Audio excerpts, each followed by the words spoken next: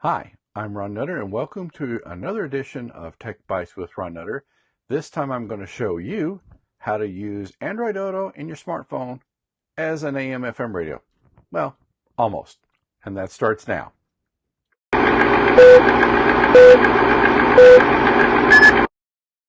Well, press the right buttons and things come back.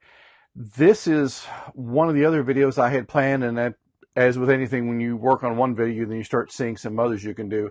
But there are ways where you can, while the electronics simply aren't present in the phone, to use it as an AM/FM radio. And I've seen some phones that are built for that, but most are not. This is using this, and the Simple Radio app is going to be something you can do to at least get the streaming access to your favorite radio stations, at least those that are streaming. But something that I do want to put in, you've seen me do this on another video, and this is where I talked about the PortaPow device. And this is this little, I really like their protective case for it. This is what will protect your smartphone when you're using a vehicle or a laptop to charge your phone other than one you own. And this is something very handy to have when you're traveling. But you've already seen this one, but I wanted to show you something else because these came in after I did the other video.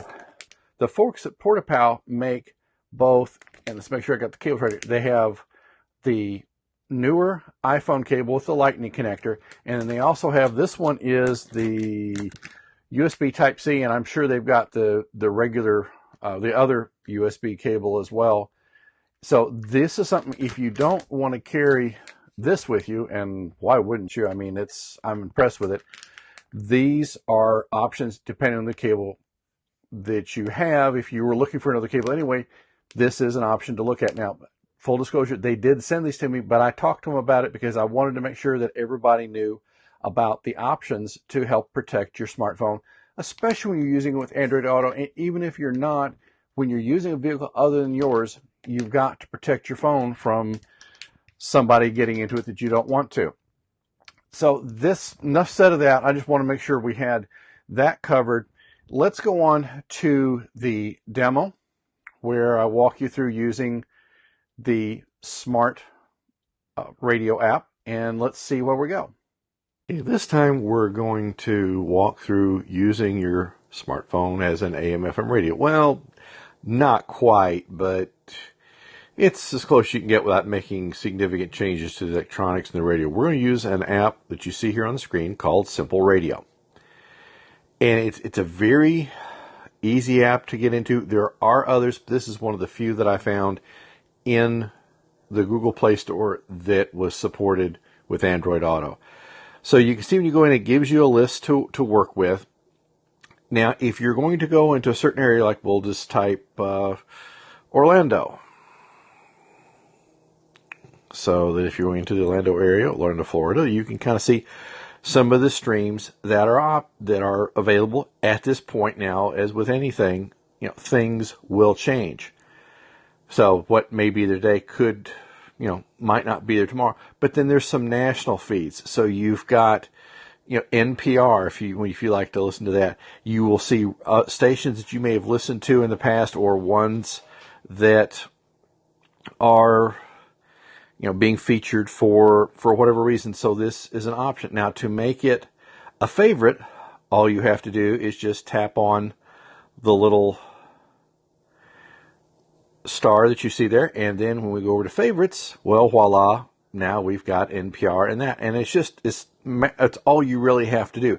Now, it's important to do this before you get started with Android Auto, because as you'll see here in just a second, when we start up Android Auto, the interface is going to change a little bit. So we'll tap on the headset again, and then we'll select Simple Radio. So this is going to remember the last station that I happen to listen to. So if we tap, and if we go to favorites, then you see where we selected NPR.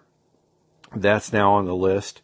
Now, recommended one, I don't know if this one's going to change when you get into an area. It certainly couldn't hurt, but I suspect that's a static listing. And recently listened, of course, it's going to give you the ones that you have already tried. So this is why you really need to pick some stations in advance before you try to use the Simple Radio app. And this is just like some of the other apps that we have seen, that the interface or what you can do is limited, and as well as it should be, because if you start tapping around too much, you will start seeing that it's going to complain. And I'm trying to see how to force it to complain, and actually at this point it's decided not to, but I may just not be. There we go. Well, no, that's not it. But anyway, so you've seen what Simple Radio could do. It's an option to use, and at least for if you have, say, stations in your hometown that are streaming, you can listen to stations that are outside of your area. So if you've got that favorite station you really like to listen to, or that program that's only on this one station in this one area that you know about, that's an option. So this is just another way to use it so that you don't necessarily have to dig into that AM/FM radio in your car or if you're in a rental car. Okay, well, something I meant to mention earlier, you saw it flash up on the screen briefly. There is something I've set up for everybody, and I hope that you will find this useful. If you go to the link on the screen, either ronaldnutter.com/sample1 or www.ronaldnutter.com/sample1, you'll be able to get a sample chapter from, and let's see if I get the right graphic up here. There we go. From the volume 1 of this book. And this is something that has been out for a couple of months now, and I'm already working on volume 2.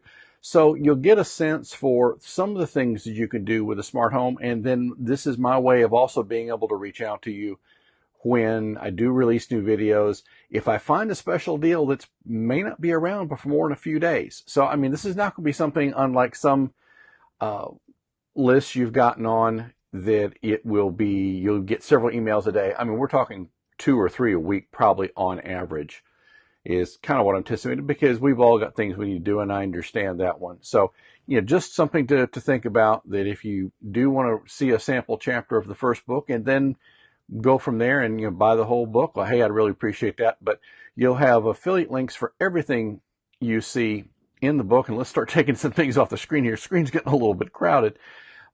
Still learning the, oh, there we go. Well, get things in the right order there.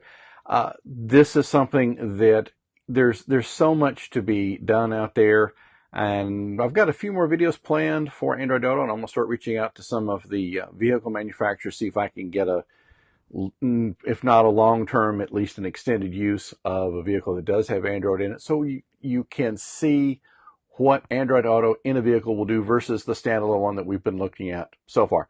And I'm also going to be looking at Apple's option, but there so far I've not seen any standalone usage. You've got to have a car that supports the Apple Car option. Anyway, thank you for watching the video, and especially thank you for you who subscribe to the channel. And if you haven't, would appreciate you doing so.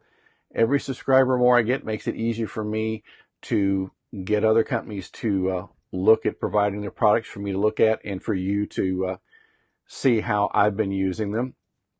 This is also, what you're seeing here is also available as an audio-only podcast. If you go to techbyteswithronnutter.com, you can sign up for it there, and I'm on all the major distribution platforms. So if you're not able to watch things, you can at least kind of follow along and keep up with things. And I'm building a growing library of content. So thank you for your time, especially for those of you who've bought the book or bought something from the affiliate links. That doesn't change your price, that it does give me a small bit of money to help with some of the purchases I've been making, getting things up and running, and help giving you good content. Thank you for your time, and we'll see you again soon.